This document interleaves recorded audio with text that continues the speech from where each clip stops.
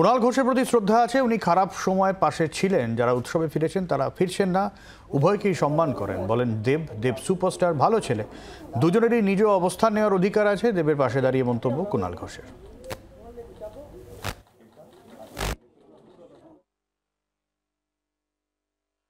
কুণাল ঘোষকে আমি চিনি। আমার খারাপ সময় কুণালদা যেভাবে দাঁড়িয়েছিল, তো আমার মনে হয় কি আমি এরকমই একটা মানুষ যে যদি আমাকে একবার কেউ আমার পাশে দাঁড়ায়, আমি সারা জীবন আমি যদি মরেও যাই, আমি সেই স্মৃতিটাকে আমি সঙ্গে নিয়ে যাবো। আর আমার কাছে সেই মানুষটা সেইটাই পরিচয়। এরপরে কী পরিচয়, কী কেমন সংঘাত, আমি সেটা মনে রাখি। কুণালদাকে নিয়ে দুর্বলতা আছে, আমার মিঠুনদাকে নিয়ে দুর্বলতা আছে। এবং আমি যেটা ওনাকে বললাম, আমি রাজনীতি করি কারোর সঙ্গে শত্রুতা করার জন্য নয়। আমি একটা পার্টিতে আছি বলে বাকি সব পার্টি আমার শত্রু, তা তো নয়। এবং আমি এটা আমার আইডিওলজি।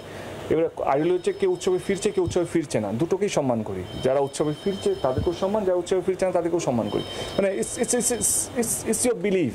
তো আমি জোর করে আমার কি পছন্দ কুণালদার উপরে আমি চাপাতে পারবো না। এবার অ্যাট দ্য সেম টাইম কুণালদা কি পছন্দ করে সেই বা কাকে পছন্দ সেটা আমার গাড়ি চাপাতে পারবে না। We have a mutual respect for each others.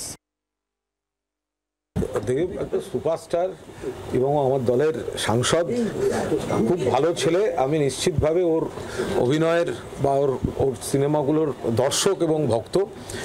যে দু একটা পয়েন্টে মাঝে মধ্যে আমার দলীয় অবস্থান থেকে ওর অবস্থানকে আমি একভাবে দেখি, যেটা নিয়ে একটু ঠুকঠাক সব চলে, সেগুলো আমরা সব সবাই দেখলো একটা ইন্টারভিউ, কিন্তু আমরা বেশ একটা আলোচনা করলাম।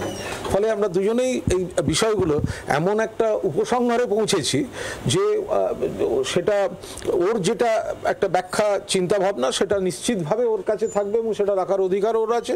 আবার আমার যেটা ব্যাখ্যা, তো সেটার অবস্থানে থাকার অধিকার আমার আছে। কিন্তু তার মানে এই নয় যে দেব এবং কুণাল ঘোষের মধ্যে কোনো দূরত্ব আছে। বাংলার আওয়াজ, বাঙালির আবেগ, জি 24 ঘন্টা।